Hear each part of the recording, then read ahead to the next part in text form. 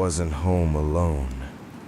Two older sisters with me, but felt like alone to us with our mom being gone. This is right around 15 years ago. I would have been 14 or 15. We lived way out in the country, and neighbors were really spaced out. Anybody that lives in the country knows how dark and creepy it can get from time to time, especially if you let your imagination run wild. Anyways, my mom is off in town, which is about 30 to 45 minutes drive. The house had a long driveway leading up to the front, which had a big deck and stairs you had to walk up to get to the front door. By these steps are the living room windows, so me and my sisters are in the living room goofing off, just doing the regular. It's pitch black outside, and for some reason, my oldest sister hushes us. The window by the stairs is open, but there's a screen in it. With the inside light on, everyone knows how hard it is to see out into the darkness, too. She hushed us. As we listen, the sound grows louder. It was a very heavy breathing. It sounded like Michael Myers in the movies when he's breathing really heavy. We didn't hear anyone come up the hardwood stairs, and we were all frozen. The breathing continues and continues. It just so happens my mom had recently bought me my first gun, a 20-gauge shotgun. I tell my sisters to remain quiet and quietly rush to my room to get it. Back in the living room, heavy breathing by the window is still going on. I quietly unlock the main door and then quickly pop open the screen and yell, "Who's there?" while pointing, ready to shoot in the direction of the breathing. No one is there. No sounds of running away, just silence and nothing. The creepiest part was how human it sounded. I've had plenty experience with coons, possums, and deer, and never have they sounded like that, especially in a place like right by our window. I still believe there was a creeper out there, but never had anything like that happen again. I was either in 7th or 8th grade at the time when one evening I got creeped out. No, it was beyond creepy. I was scared, and that scared me more.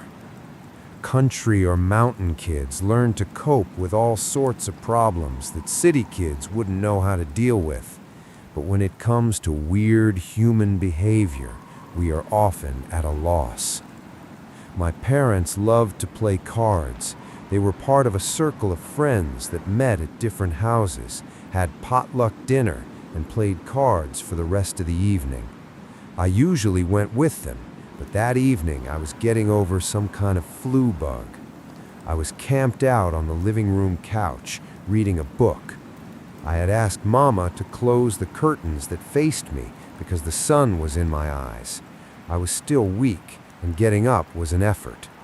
Mama did close the curtain for me, which was a big help later on. It was still daylight when my parents left. The late afternoon sun was pouring in the back windows. My cat, Whiskers, was draped over the back of a chair, dozing in a warm sunspot. My old dog, Julie, was in a similar sunspot on the living room rug. I was reading my book, and all was right with the world, peaceful and quiet. I must have dozed off. I woke up startled to hear my cat hissing and my dog growling. I never heard her growl like that before, that low rumble that still continues with the intake of breath. Julie had moved over to stand stiffly next to me, facing the front door. I could see the doorknob moving. Fortunately, the deadbolt above the knob was locked. I was still kind of befuddled when I heard someone moving to the kitchen window. They must have had sand on their shoes because I could hear the crunchy noise when they stepped across the porch to the window. I was instantly awake. It was fully dark at that point. All the curtains were still open, except the one Mama closed for me. The only light on was the one I had been reading under. I might as well have been under a spotlight. I was in a nightgown. I had gotten hot, so had untied the wrap robe, which had slid open. I was in a jam. What to do? Before whoever it was got to the window, I rolled off the couch and flattened myself against it. We had an old cedar chest as a coffee table at that time. I pulled up my legs so I couldn't be seen from the window. Julie was barking wildly now, and the cat had gone under something. I had to move. I would be in full view from the next window. I got up dizzy and moved across the living room where the curtain was closed, toward the phone. My dog was now leaping at one of the windows, with her teeth bared and barking. Whoever it was wasn't leaving. I had a hunch they knew I was alone. I didn't know how long they had been looking in before the dog started to growl. What really spooked me was a barking dog wasn't scaring them off. There wasn't anyone around to hear my dog. The campground close to us was closed for the winter. We had the only house amongst weekend cabins. Unfortunately, it was Wednesday.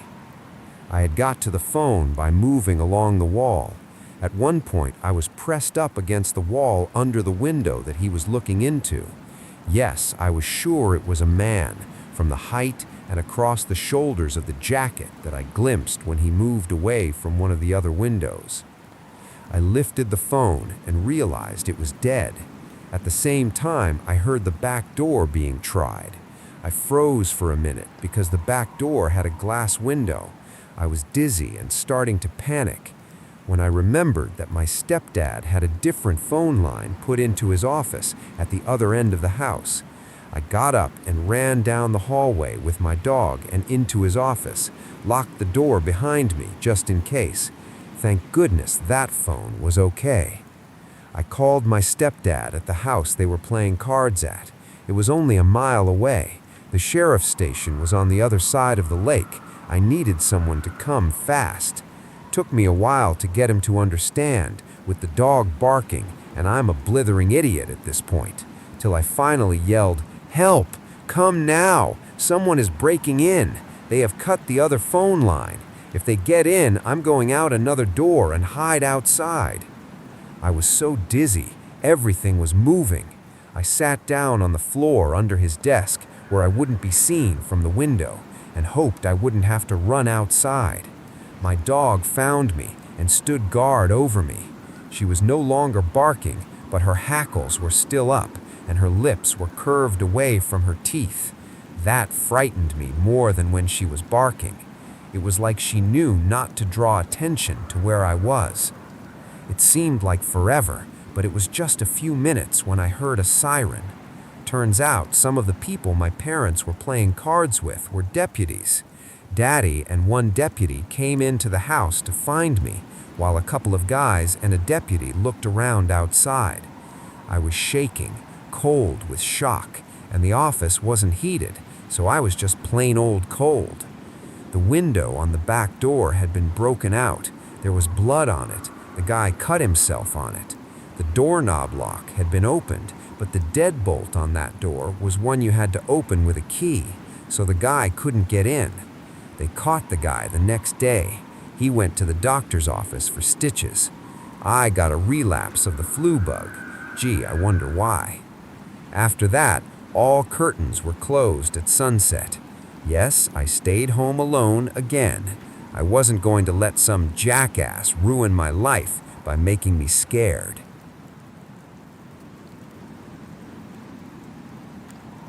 "7 years ago, I dated a guy for about 3 years who was controlling and abusive. I finally had enough and left him. He would threaten me if he found out I was dating someone else. He would kill me. He never wanted me to be with anyone else that wasn't him. Then I met my husband in college. About 2 years later, my ex-boyfriend sent me an email thinking my son was his. He was sending me emails about how he still thinks about me. I ignored them. He found me on Facebook and tried to be friends with me, sending me messages, and I blocked him. He started coming to my house drunk and on drugs. I never saw him, but my family was at my house when he showed up out of the blue, demanding to talk to me.